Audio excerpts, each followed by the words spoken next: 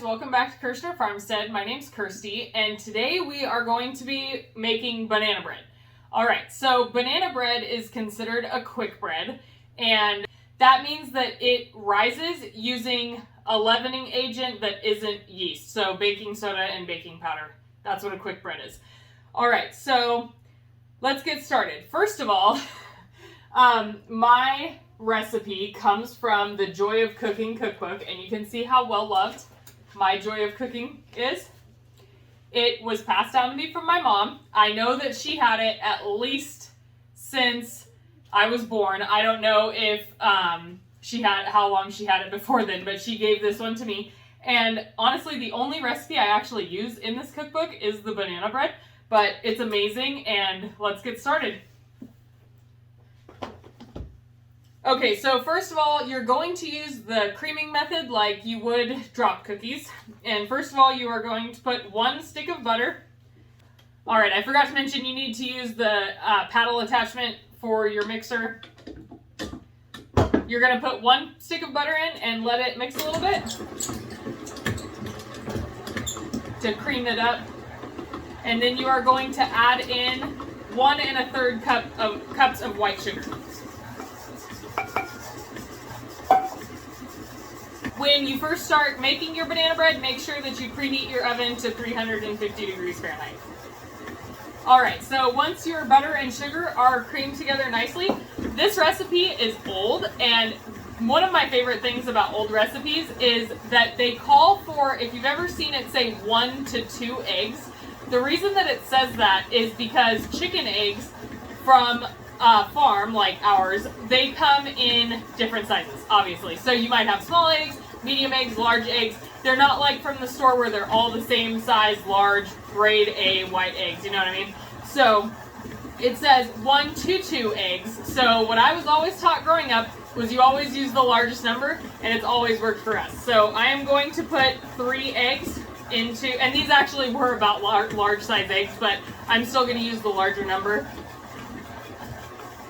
You're going to cream 3 eggs into your butter and sugar mixture and let that completely come together. Quick breads are one of the easiest things that you can make, and what's great is you can make them into muffins too. So if you want to make them for school lunches, you can make them in muffin form, throw them in your kids' lunches, throw them in your husband's lunch, whatever you would like to do. I'm going to use my Pullman loaf pan. Notice I'm using a big pan. I'm doubling the recipe. I'm doubling the recipe from the book. Normally it would call for a little 9-inch pan, but I'm using my larger one. I'm going to turn off my mixer so that I can scrape the butter and then add in the flour without it blowing everywhere.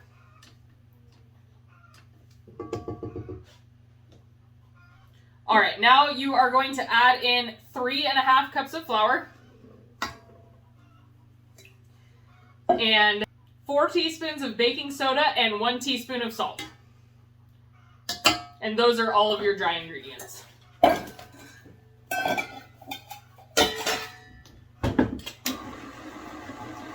Make sure you turn it on low first, or your flour will poof off everywhere. So now it calls for 2 to 2.5 cups of ripe banana. And what I have found is that about 2 large bananas makes 1 cup. So I am going to use, I'm just going to use all 6 of these because they need to get used anyway. So I'm going to throw them in there, and it'll be delicious. It might just be a little moisture from the bananas. How often do you guys get your kids bananas? 1 week, they will eat a whole pack of bananas in like 2 days.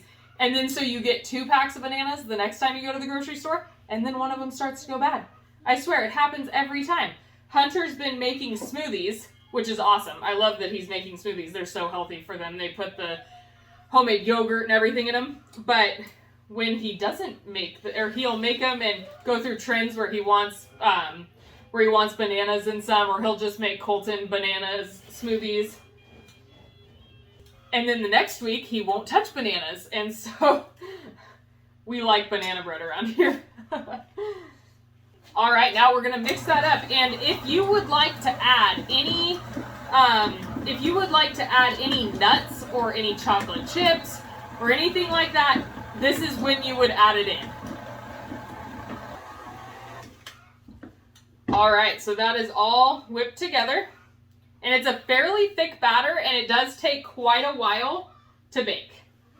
So keep that in mind. You're going to be baking it for probably at least 50 minutes.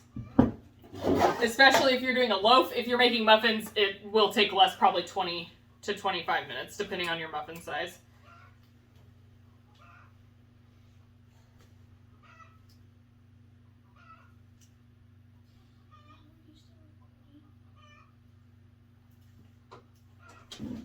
All right, you guys, so it's that easy. Now we are going to pop this in the oven for about 50 minutes, and we will be back when it's done.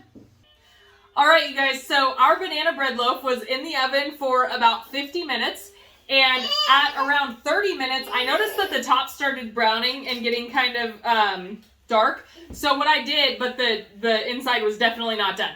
So what I did was I took a piece of tin foil and made a little tent and just laid it over the top so that it didn't brown the top any more than necessary, because it does take a while to get baked all the way through this bread. Anyways, I hope you guys had fun watching this video. If you enjoyed it, please like, subscribe, and share with your friends. All right, have a good day. Bye.